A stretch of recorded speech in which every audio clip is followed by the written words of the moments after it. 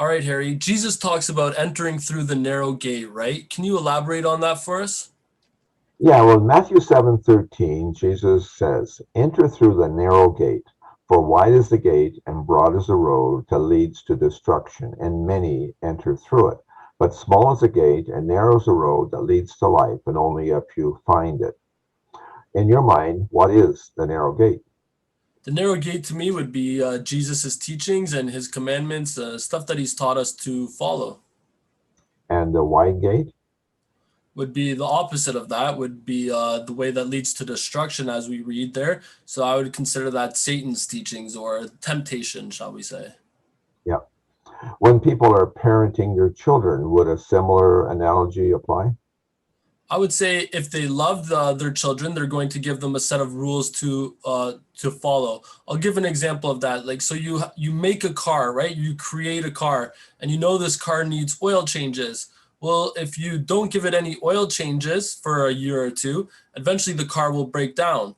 But there's rules, so you give it the oil change every couple months or every X amount of kilometers or miles on it so that it can live a long, healthy lifestyle. And it's the same thing with our walk with God. God gives us some boundaries to follow so we can live that healthy, long lifestyle since we were made in his image, of course. Right. So, as an example, the narrow way would be speaking truth versus lying, right? That would be an example. So like if you speak truth, you're never going to get you don't have to worry about what you said to somebody, or make sure you had your story straight with that person and that person so that they can counteract with the lie. But if you're lying, it leads to paranoia. People don't trust you. You can't hold a job. There's a lot of downfalls to these things. So this is why Jesus would tell us to speak truth to one another. Yeah, and your friends, everybody starts to wonder what's going on and stuff like that. What about a half a lie, just a white lie? See, a lot of people like that one too, right? And we're not talking about telling your grandma that she looks pretty on her 83rd birthday or anything like that. But no, half truths, they lead to full truth. It says somewhere in the Bible, it says Satan waits like a roaring lion ready to get you at your weakest moment. As soon as we start giving that weak moment those tiny little bits, he starts coming and attacking more. That's my personal belief on it.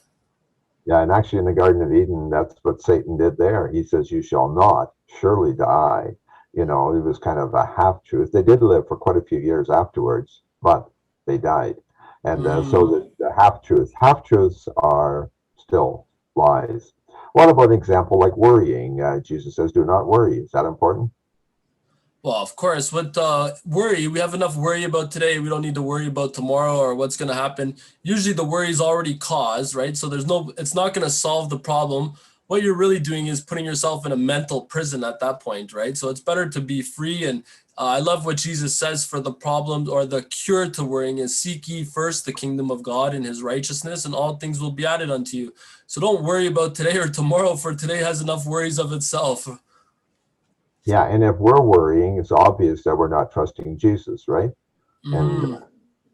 if we're truly a Christian, we really don't have a lot to worry about because He has our back. Just like a 10-year-old kid that's worrying, he doesn't give his parents a lot of honor because they've got his back. Amen. Okay.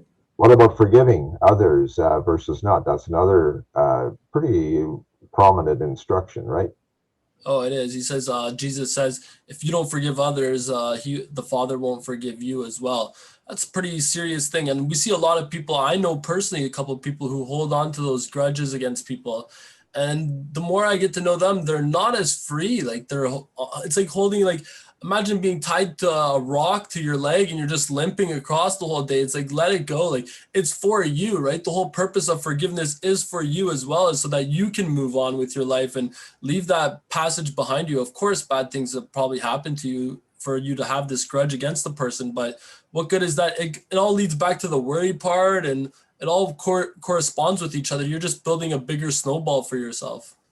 Absolutely. You're anchored down yourself. Moral family life. What's the advantage of that?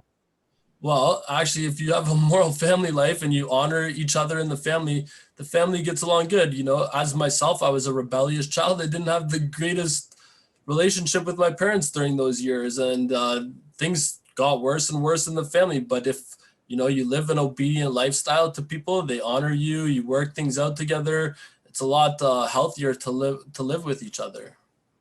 An honest work life.